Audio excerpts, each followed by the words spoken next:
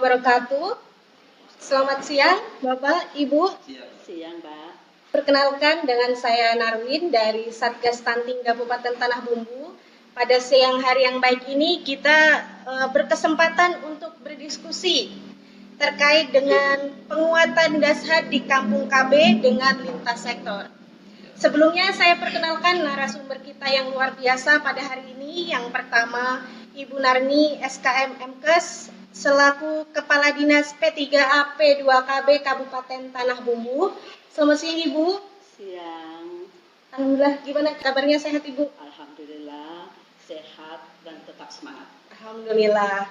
Narasumber kita yang kedua ada Bapak Amirullah SPDI MAP sebagai Kepala Bidang Pemberdayaan Dinas PMD Kabupaten Tanah Bumbu. Selamat siang Bapak. Siang Mbak. Sehat Pak? Alhamdulillah sehat selalu. Alhamdulillah. Pada hari ini kita akan berdiskusi terkait penguatan dashad ya Bu ya di Kampung KB. Yang pertama mungkin ulun langsung ke Ibu terkait kegiatan dashad di Kampung KB Bu. Bagaimana sih kegiatan dashad ini?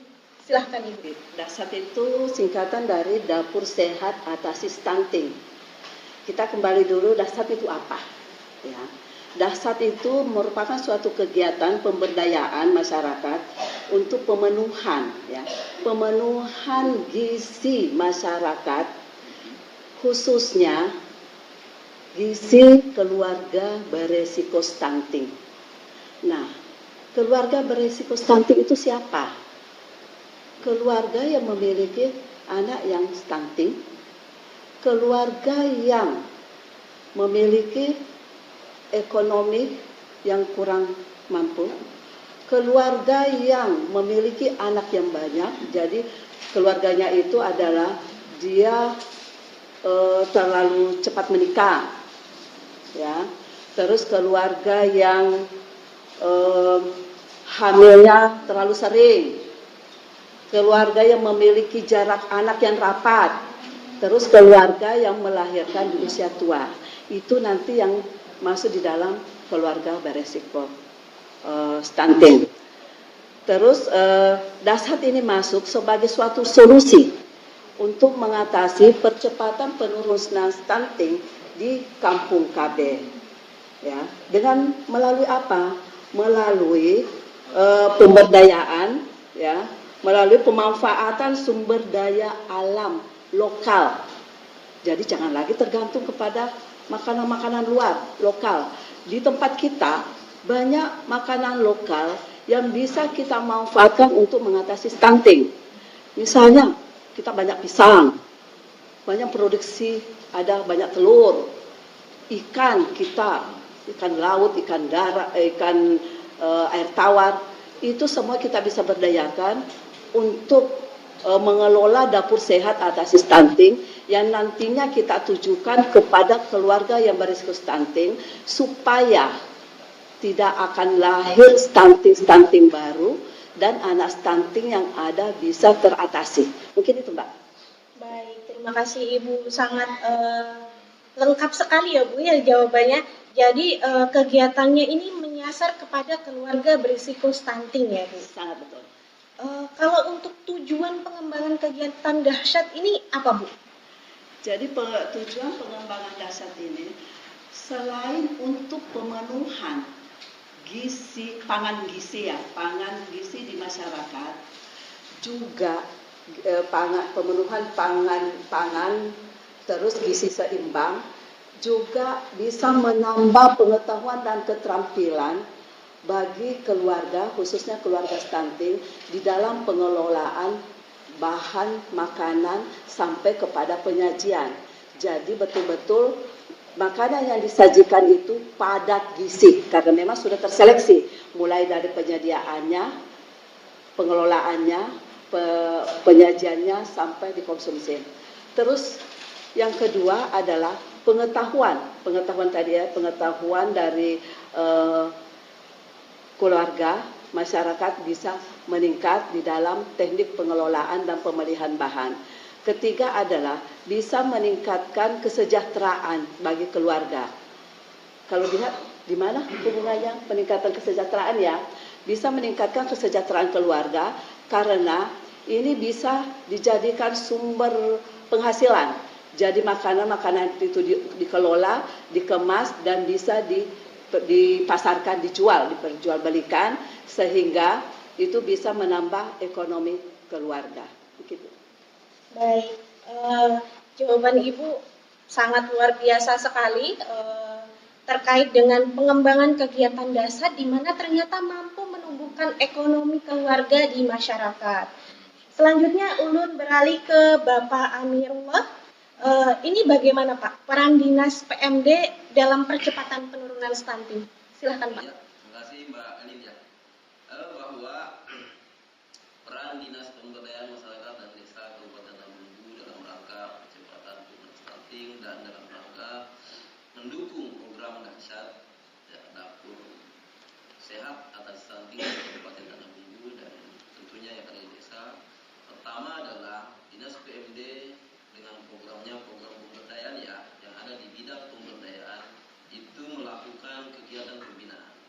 Kegiatan pembinaan sasarannya adalah kelompok-kelompok dan lembaga-lembaga kemasyarakatan yang ada di desa dalam rangka melakukan pembinaan terhadap petugas-petugas tenaga-tenaga kesehatan yang ada di desa untuk mengoptimalkan pelaksanaan kegiatan bergerak di bidang kesehatan yang ada di desa. Nah, salah satu contoh adalah kegiatan rutin tuh. Kegiatan rutin yang ada di desa ya. Ada kegiatan posyandu. Sekali sebulan dilaksanakan kegiatan posyandu di desa. Nah, kader-kader yang ada di setiap posyandu ini yang jumlahnya variatif, ada yang 7 sampai 9. Inilah kader-kader kita yang kita lakukan pembinaan untuk mengoptimalkan tugasnya dalam rangka memberikan edukasi dan sosialisasi terhadap sasaran-sasaran yang datang untuk bagaimana berperilaku hidup sehat, kemudian bagaimana menangani anaknya sehingga bisa terlepas daripada stunting itu sendiri. Baik. Kalau boleh tahu nih Pak, berapa sih jumlah posyandu di Kabupaten Tanah Bumbu ini? Jumlah posyandu yang ada di Kabupaten Tanah Bumbu, update data terakhir di tahun 2023 ini jumlahnya ada 205. Di angka 205 ini ada sekarang sudah stratanya sudah tersisa 2 ya. Karena di strata posyandu itu ada 4 istilah strata. Yang pertama adalah strata pratama.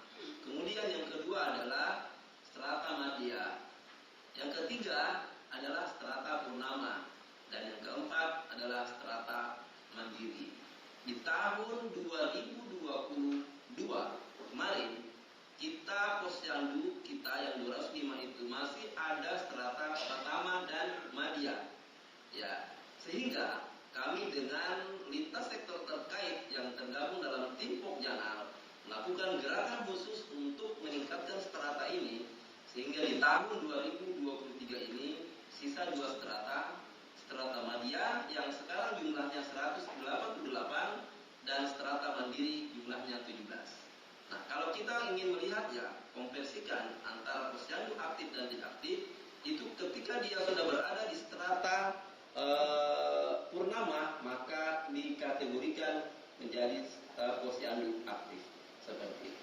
Wah, luar biasa sekali ya Pak. Ternyata posyandu kita sudah ada yang termasuk posyandu strata mandiri ya Pak ya. Betul.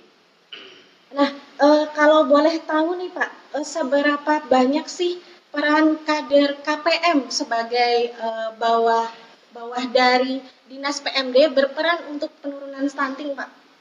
Ya, luar biasa bahwa sekarang ya jumlah KPM kita yang ada di Kabupaten Tanah Bumbu itu ada 161 KPM. Sedangkan jumlah desa ada 144. Ada KPM yang merangkap. Ya, ada KPM yang merangkap, 1 KPM 2 desa. Ini sangatlah berperan dalam rangka dia bisa bersinergi dengan kader-kader yang ada di desa, baik itu kader posyandu, kader BKB-nya dalam rangka percepatan penurunan stunting. Dia ada tugas khusus tuh. Kader KPM kita punya tugas khusus. Yang pertama sebagai penyuluh, kemudian dia melakukan penginputan angka stunting, progres kegiatan pelaksanaan posyandu di website EHDW, aplikasi EHDW maksud saya seperti itu. Baik Pak, ternyata sangat berperan sekali ya Pak kader KPM ini di masyarakat kita. Selanjutnya ulun beralih ke Bu Narni. Nah, berapa sih jumlah kampung KB kita di Tanah Bumbu ini Bu yang memiliki kegiatan dahsyat? Kegiatan dahsyat ini kan kita memang sasarkan ke kampung KB ya, ke kampung KB. Jumlah kampung KB kita saat ini adalah 46, ya 46. Ditargetkan memang tahun 2024 harus 100%. Dan semua kampung KB yang kita miliki saat ini semua sudah menerapkan dapur sehat atasi stunting. Dan khusus untuk tahun 2023 ini semua lokus stunting ya, desa lokus stunting kita jadikan sebagai desa kampung KB. Artinya apa? Bahwa langkah kita untuk percepatan penurunan stunting di kampung KB sejalan dengan program pemerintah, yaitu percepatan penurunan stunting, jadi lebih ekstra lagi. Jadi apakah nantinya kampung KB ini, setiap kampung KB ini akan memiliki kegiatan dahsyat Bu? Iya, itu otomatis ya. Karena apa? Karena ini sudah kita perkenalkan, dan dapur sehat atasi stunting ini merupakan suatu program wajib yang harus dilaksanakan di desa kampung KB. Karena itu adalah salah satu upaya pemerintah dan masyarakat di dalam langkah percepatan penurunan stunting. Baik. Nah Ibu, saya juga penasaran nih, bagaimana sih kira-kira gambaran kegiatan dahsyat ini di lapangan Bu?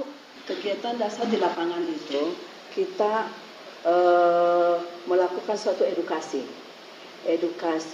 bagaimana mengelola makanan yang sehat, bergizi untuk diterapkan atau ditiru ya bagi keluarga anak stunting. Tentunya di dalam pembuatan pengelolaan makanan sehat ini kita bekerja sama dengan tenaga gizi puskesmas.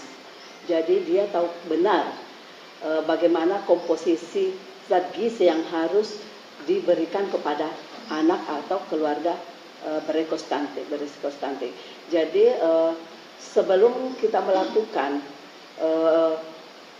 edukasi tentang dahsyat ini, tentunya kita koordinasi dulu ke kepala desa atau lurah. Kenapa harus begitu? Karena kita menginginkan komitmen dari Pak Lurah, kepala desa di dalam penerapan dahsyat ini itu betul-betul dia berkomitmen. Karena tanpa komitmen mereka, program dahsyat ini tidak akan berjalan. Karena tujuan kita adalah memberdayakan masyarakat untuk melaksanakan dahsyat di wilayah kerjanya masing-masing. Baik, ternyata kegiatan dahsyat ini memang harus ada dukungan dari pemerintah desa ya? Wajib, harus. Terkait menu tadi Bu? Juga mitra kerja yang ada di desa tersebut kita libatkan. Baik. Untuk yang menu yang disusun petugas gizi tadi Bu, jadi memang dari ahlinya langsung ya Bu ya yang menyusunkan menunya untuk masing-masing sasaran keluarga berisiko stunting. Iya, jadi menunya itu disusun oleh petugas gizi ya, dan bervariatif. Karena kita tahu bersama bahwa jangan sampai anak ini ada kejenuhan, jadi bervariasi.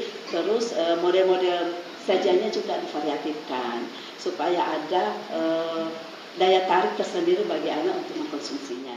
Tahun ini kita sudah berjalan ya Bu ya? Sudah. Mulai tahun 2022 sudah, tapi itu untuk di daerah Kampung KB yang tahun 2022. Sekarang kita menuju ke Kampung KB tahun 2023, tanpa tetap yang Kampung KB 2022 itu tetap berjalan, dan kita mengenalkan dahsyat ini di Kampung KB yang baru kita bentuk di tahun 2023. Baik, luar biasa sekali ini Ibu. terkait dengan kegiatan dashad di desa yang masuk kampung KB. Ini desa lokus semua ya Bu? 26 desa lokus. Selanjutnya ulun beralih ke Bapak Amirullah.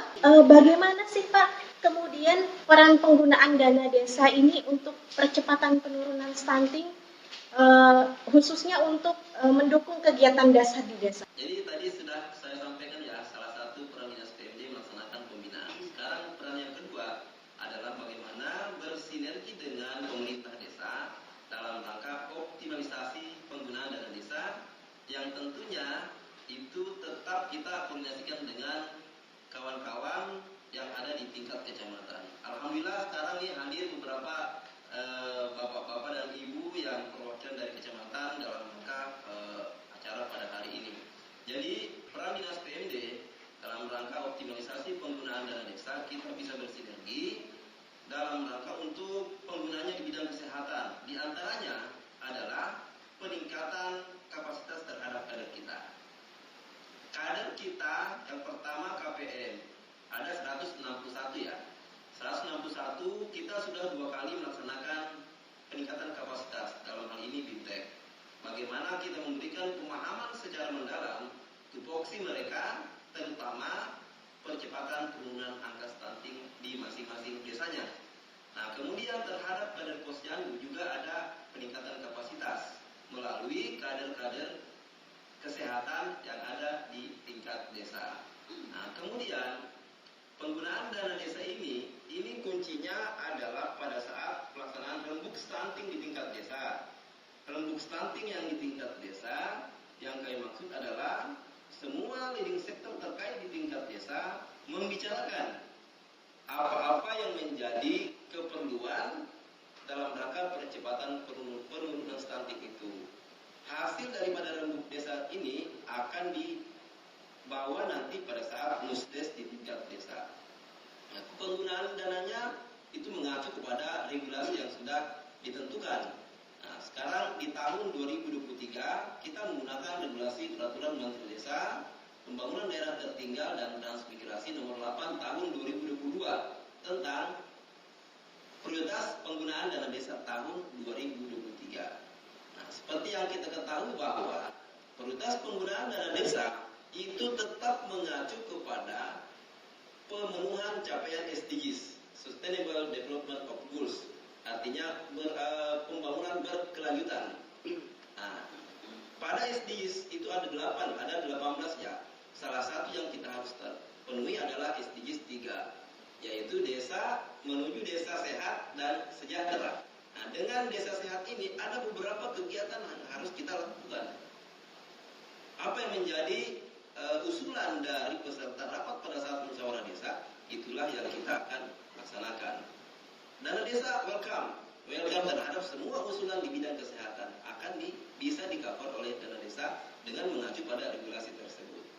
Nah, di Kabupaten Tanah Bumbu, kalau saya bisa di sini sampaikan di forum ini bahwa untuk honor kader posyandu ya, di perubahan anggaran ini itu minimal 200.000 per orang.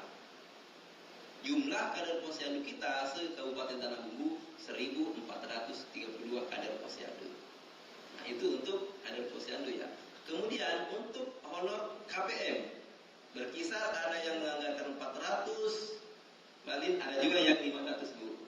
Nah, sejumlah 161 KPM kali 12 bulan. Kemudian operasionalnya juga ada. Operasional juga ada, baik itu operasional posyandu sendiri maupun operasional pelaksanaan pencegahan stunting melalui rumah desa sehat. Ya, melalui rumah desa sehat. Anggarannya seperti apa? Variatif. Ada yang menganggarkan 750.000 per posyandu. Ada juga yang menganggarkan 500.000 per posyandu. Ada juga sampai 1 juta. Ini tergantung kondisional desa masing-masing yang diputuskan dalam musyawarah desa. Nah, seperti itu. Kemudian kegiatan-kegiatan lainnya banyak. Kegiatan fisik yang mendukung penanganan stunting ada, juga kegiatan pembangunan gedung posyandu. Ada Pak. Nah, kemudian kegiatan-kegiatan lain berkenaan dengan perilaku hidup sehat, sosialisasi terhadap warga masyarakat, bagaimana berperilaku hidup sehat, itu bisa kok dianggarkan di dana desa kita. Nah, jadi peran dinas PMD melakukan sinergisitas dengan pemerintah desa dan melalui pemerintah kecamatan untuk menyamakan persepsi dalam rangka penganggaran di bidang kesehatan. Seperti itu, Mbak. Wah, menarik sekali ini, Pak. Kalau boleh tahu ini, Pak, apakah ada standar berapa persen sih dari dana desa ini untuk program percepatan penurunan stunting ini, Pak? Untuk standarisasi ya, kalau untuk di bidang kesehatan itu tidak ada, kecuali BLT ya, memang sudah jelas diatur dalam PMK. Kemudian ketahanan pangan itu sudah jelas persentase. Kemudian BLT ketahanan pangan masih ada satu nih, Pak. BPJS itu jelas. Nah, kalau untuk di bidang kesehatan itu murni full diserahkan ke masyarakat. Seperti apa usulan yang diperlukan diputuskan dalam musyawarah. Terserah seperti apa, tentunya menyesuaikan dengan kemampuan keuangan yang ada di desa. Baik, berarti dana desa ini sangat terbuka sekali ya Pak ya untuk program percepatan penurunan stunting ini, tergantung kebutuhan desanya ya. Betul sekali, Mbak. Baik, saya beralih ke Ibu Narni. Nah, Ibu, bagaimana sih peran lintas sektor atau siapa saja begitu yang terlibat di Kampung KB ini untuk melakukan pembangunan di desanya? Jadi lintas sektor yang terlibat di dalam pembangunan Kampung KB, kita itu memiliki Pokja Kampung KB. Yang masuk di dalam Pokja Kampung KB itu adalah hampir semua SKPD yang terkait. Peranannya apa di situ? Tergantung dari tupoksi mereka masing-masing. Misalnya dari Dukcapil itu punya kewajiban untuk menuntaskan administrasi kependudukan di desa. Kalau dari Diknas, wajib dia memastikan pendidikan di desa Kampung KB tersebut. Jadi tidak ada lagi anak putus sekolah. Kalau di situ ada putus sekolah, maka dia harus tahu benar berapa dan dia harus memasukkan di dalam kejar paket ya, sesuai dengan tingkatannya. Jadi mereka SKPD semuanya punya peran di dalam mengembangkan Kampung KB, karena tujuan kita Kampung KB adalah bagaimana membangun kampung-kampung yang tertinggal, karena sasaran Kampung KB itu kan adalah daerah yang tertinggal, daerah kumuh, daerah tinggi stunting, ya anak stunting, itu semua dituntaskan. Itu untuk lintas sektor ya. Terus di desanya tersendiri itu juga kepala desa harus terlibat, camat, RT, RW, dan perusahaan-perusahaan yang ada di lingkungan di desa tersebut. Jadi mereka memiliki peran sesuai dengan tupoksinya masing-masing, dan alhamdulillah untuk Tanah Bumbu hampir semua SKPD itu sudah terlibat di dalam pembangunan ya, untuk mendukung kegiatan Kampung KB. Wah, alhamdulillah sekali ya Bu ya. Nah, ini mungkin terakhir Ibu. Untuk kegiatan dasar ini pendanaannya bagaimana sih? Apakah misalnya kita sebagai masyarakat bisa ikut serta memberikan dana untuk kegiatan dasar ini, Bu? Dapur Sehat Atasi Stunting itu kan kegiatan pemberdayaan masyarakat. Jadi kita menggali dana dari masyarakat itu dibolehkan. Selain dari dana dari pemerintah dibuka untuk menggali anggaran dari masyarakat, bisa dari masyarakat itu sendiri, bisa dari CSR, bisa dari perusahaan, silakan. Tujuan kita semata-mata untuk menyiapkan pangan lokal, sehat, bergizi, untuk meningkatkan gizi keluarga beresiko stunting supaya bisa keluar dari stunting, tidak ada lagi anak-anak yang stunting di desa tersebut ya. Jadi dibenarkan. Baik Ibu, untuk yang terakhir ini dari Bapak Amirin warahmatullah. Bagaimana sih sejauh ini peran Dinas PMD yang sudah terjalin di Kampung KB khususnya, Pak? Di Dinas PMD terkait dengan pemberlakuan khusus terhadap Kampung KB, kita punya PKK. Nah, kita punya PKK di Kabupaten Tanah Bumbu itu di bawah koordinasi bidang pemberdayaan Dinas PMD. Jadi kelembagaan PKK yang ada di Kabupaten Tanah Bumbu ini, dialah yang langsung turun melaksanakan pembinaan ke pengurus atau pokja yang ada, pokja PKK yang ada di tingkat desa untuk melakukan sosialisasi. Nah, untuk melakukan sosialisasi terhadap warga yang ada di desa itu, bagaimana berperilaku hidup sehat, bagaimana pola asuh yang baik. Nah, itu yang selalu dilakukan oleh tim penggerak PKK kita. Dan alhamdulillah di Kabupaten Tanah Bumbu ini dimotori langsung oleh ibunda kita, Ibu Ketua tim penggerak PKK Kabupaten Tanah Bumbu, ibunya Jawa Wahyu Indah Zebullah. Kita sangat bersyukur. Selaku Ketua TPPS ya. Sekaligus beliau selaku Ketua TPPS. Nah, kita sangat bersyukur beliau langsung yang mengawal tim penggerak PKK ini dalam rangka melakukan pembinaan terhadap lokus kampung KB tersebut. Baik, sangat luar biasa sekali. Baik, itu terima kasih ulun Bapak Amirullah dan Ibu Narmi atas diskusinya pada siang hari ini. Sangat menarik sekali temanya terkait penguatan dasar di Kampung KB dengan lintas sektor yang ternyata memang sudah sangat terjalin dengan bagus di lapangan ya Ibu ya.